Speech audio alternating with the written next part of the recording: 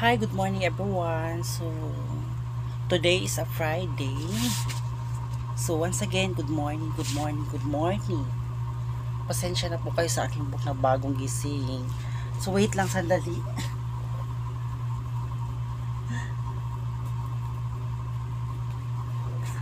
Uh, Thank you to all my new followers from other places in the Philippines.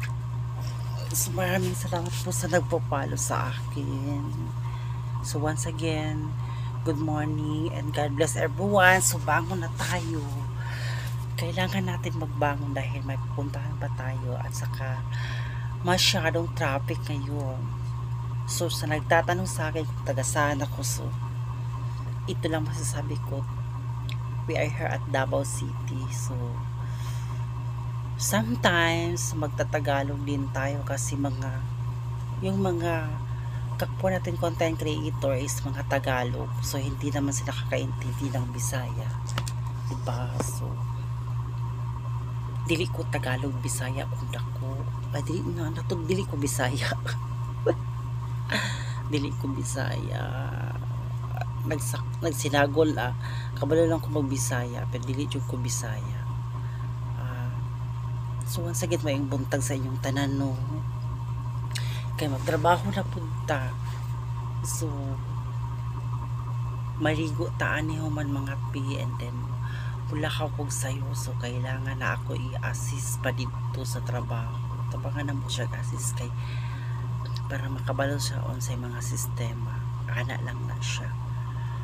So once again, maayong buntag sa inyong tanan o God bless. Naghinaot ko nga magtinabangay tak tanan diri sa social media, dili gud ta mamahimong user. Wag tayong bilang isang content creator, wag po tayong maging user para lang maparami ang ating mga viewers, followers.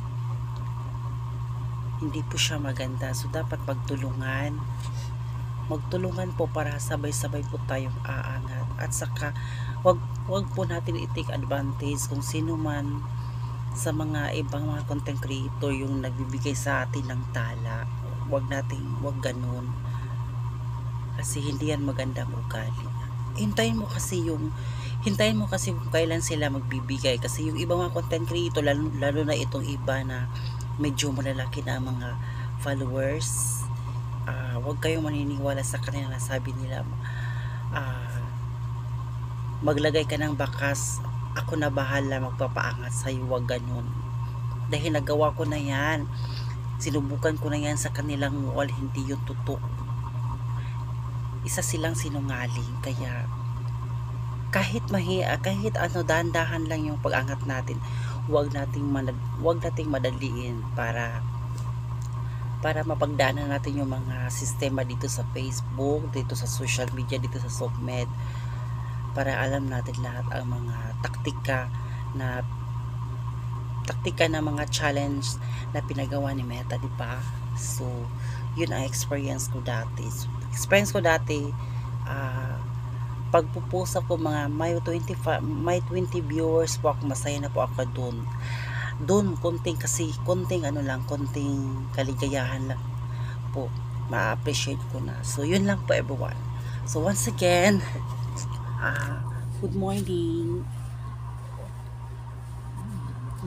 and happy Friday everyone. So God bless. So bye bye for now, dahil maliligo muna ako. So, thank you for watching everyone. Bye bye. God bless.